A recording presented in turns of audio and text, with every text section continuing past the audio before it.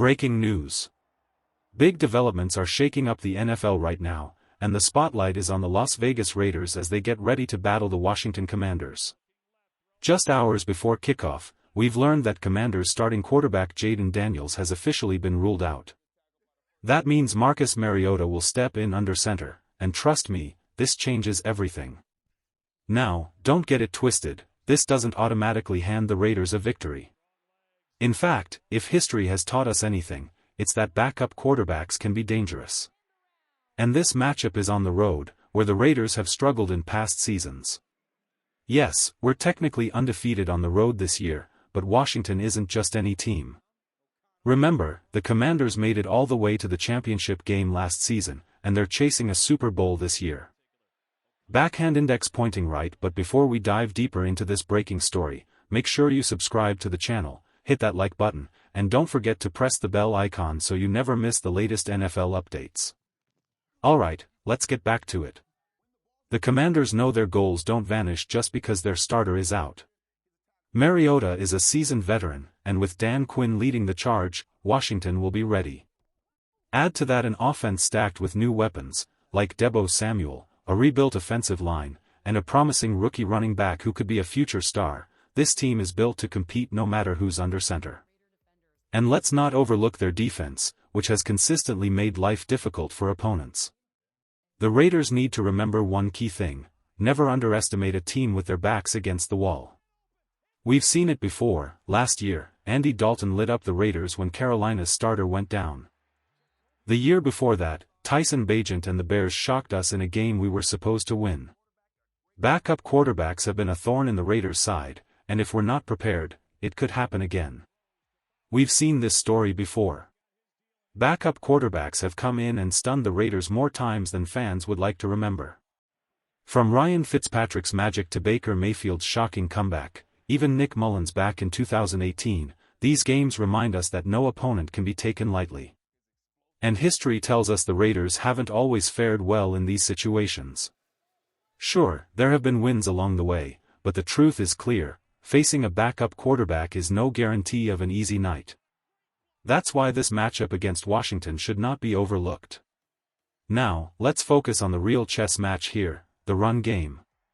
Even if Jayden Daniels were healthy, this battle was always going to come down to the trenches. The Raiders' defense has been sharp against the run, thanks to a scheme that relies heavily on cover 3. With safeties dropping into the box, every rushing lane is accounted for. Through the first 2 games, that approach has paid off, making it tough for opponents to gain consistent yards on the ground. But here's where it gets interesting: Washington's offensive line has quietly been one of the best in the league at creating push in the run game. The numbers back it up. They rank top 5 in run blocking, generating nearly 2 yards of space per carry before the running back even makes a move. And when you've got physical backs who can break tackles, that little bit of extra room can turn into big plays fast. Digging deeper, the Commanders are especially dominant when running to the left side. With the addition of star left tackle Laremy Tunsil, and last year's rookie Brandon Coleman sliding inside to guard, that left edge has become a powerhouse. Statistically, it's the best left side rushing attack in football right now. And for the Raiders, that's the side of the field they absolutely have to control if they want to win this game. Washington's offensive line is built with balance in mind, but the real strength is on the left side. With Laremy Tunsil anchoring tackle and last year's rookie Brandon Coleman sliding over to guard, that duo has turned into a serious 1-2 punch in the run game. It's no surprise that when they run left, the Commanders rank number 1 in the league. But swing it to the right side? Suddenly, they drop all the way down near 10th. That's a massive difference, and it's exactly the kind of detail that can tilt a matchup. For the Raiders, this opens a clear opportunity. Washington's right side is shaky. At right tackle, they're rolling with a rookie still learning the league, and at right guard, a backup forced into action after starter Samuel Cosmi went down. That's a soft spot Max Crosby and company have to exploit. Whether it's Crosby crashing the edge or interior guys like Adam Butler and Thomas Booker collapsing the pocket, the Raiders' defensive front must make that weakness count. And the numbers show it's possible. Washington has already surrendered more sacks than Las Vegas this year, struggling to keep pressure off the quarterback. If the Raiders bring heat, it could force Marcus Mariota into mistakes. And let's be honest, Mariota has always been inconsistent with accuracy. One throw sails high, the next one dives low. Those are the kinds of passes defenders need to capitalize on with interceptions. The real battle, though, remains simple: shut down the run. If the Raiders stack the box and win in the trenches, they'll force Mariota to beat them with his arm. And that's exactly the scenario Las Vegas wants. Defensively, this is a matchup that plays right into the Raiders' strengths, but it all comes down to execution. Now, let's flip the focus to Washington's defense, because this is where the Raiders have real opportunities. The Commanders' linebacker group is vulnerable, slow-footed and often exposed in space. Just last week against Green Bay, Bobby Wagner was caught chasing instead of stopping, giving up a massive gain on a simple route. At this stage of his career, Wagner isn't the same sideline-to-sideline force he once was. That's a matchup the Raiders absolutely need to exploit with a weapon like Brock Bowers, putting him in space and forcing linebackers to cover ground they simply can't. Defensively, we know what to expect from Dan Quinn. He learned under Pete Carroll, but his style has its own twist. While Carroll leans heavily on zone concepts like Cover 3, Quinn prefers a more aggressive approach. The Commanders have already called one of the highest rates of Cover 1 man-to-man in the NFL this season, rarely showing too high safety looks like Cover 2 or Cover 4. What that means is simple: expect a lot of man coverage, expect corners on islands, and expect linebackers to get matched up one-on-one. For the Raiders, this presents a clear game plan: create mismatches. Spread them out, force those older linebackers to chase, and use bunch and switch releases to make defenders collide or lose leverage. This is how you crack man coverage. But all of that only works if the play calling is sharp and creative. If the offense comes out flat, like it did against the Chargers, this game could slip away fast. The truth is, Quinn's defense is strong up front but not overly complex in design.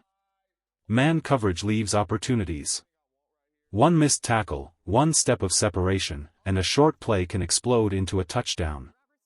The Raiders have to take advantage of that. Just last week, we saw how dangerous Washington's coverage can be when it breaks down. Justin Herbert burned them for a 60-yard strike to Quentin Johnston. That's the kind of explosive play the Raiders need to design from the very first drive, not wait until the game is slipping away. The coaching staff has to come in prepared with concepts that attack man coverage and force the Commanders to adjust early. Now, let's talk matchups. I've already said the Raiders' defense stacks up well against Washington's rushing attack. But on the flip side, it won't be easy for Las Vegas to run the ball either. Washington plays with a loaded box, whether in Cover 1 or Cover 3, and that makes every rushing lane a battle. Ashton Jeanty may not find the wide-open spaces he's enjoyed in past weeks. The good news? Help is coming back. Jackson Powers-Johnson is expected to be fully available, and Brock Bowers is healthy as well. Both players can tilt the balance for this offense, giving the Raiders more flexibility and firepower. But don't underestimate Washington's front.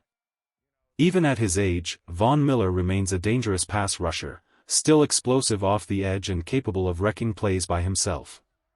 And next to him, Dorrance Armstrong has developed into a versatile threat who can line up inside or outside. Under Dan Quinn, Armstrong has grown into a force that demands attention. This Commander's defensive front isn't just solid, it's disruptive. If the Raiders don't control the line of scrimmage, it could be a long night for the offense. Washington's defensive front is no joke. Javon Kinlaw, a former top draft pick, and Darren Payne, one of the league's most disruptive tackles, anchor the interior. Add in John Newton, a young lineman with huge upside, and you've got a group that can create chaos on any given snap. On the edge, Dorrance Armstrong brings versatility, able to line up inside or outside, and he's only improved under Dan Quinn's system. Linebackers are another piece of this puzzle. They might not shine in coverage, but they're disciplined against the run and backed up by safeties who hit hard, like Will Harris. That means rushing lanes will be tough to find, and the Raiders will need creativity to move the ball on the ground. One adjustment Las Vegas can't ignore: the screen game. Strangely, we haven't seen a single screen called yet this season. Against a heavy man-to-man defense, that's the perfect weapon, because once you clear the initial defender, everyone else has their backs turned. One well-timed screen could flip the field in an instant. On offense, Washington is loaded with playmakers. Terry McLaurin remains a steady route runner, but the real problem is Deebo Samuel. He's dangerous in motion, explosive on screens, and can turn a simple handoff into a highlight. Add rookie Ja'Cory Cross-Merritt, a physical back many believe has top 5 potential, and it's clear this Commanders unit can hurt you in multiple ways. Still, the Raiders match up well across the board. Max Crosby gives Las Vegas the edge up front, and the linebacker group looks stronger than Washington's. The Commanders do boast talent in the secondary, though. Cornerback Mike Sainristil in the slot is a ballhawk who loves to bait quarterbacks into mistakes. If the Raiders want success through the air, they'll need smart routes and maybe even a few double moves to keep defenders honest. At the end of the day, this game will come down to discipline and execution. The Raiders don't face a team that's clearly superior at any position, but Washington has just enough balance to make things dangerous. A win here doesn't just mean bragging rights, it means momentum, confidence, and a stronger push toward the playoffs. 2-1 feels a whole lot different than 1-2.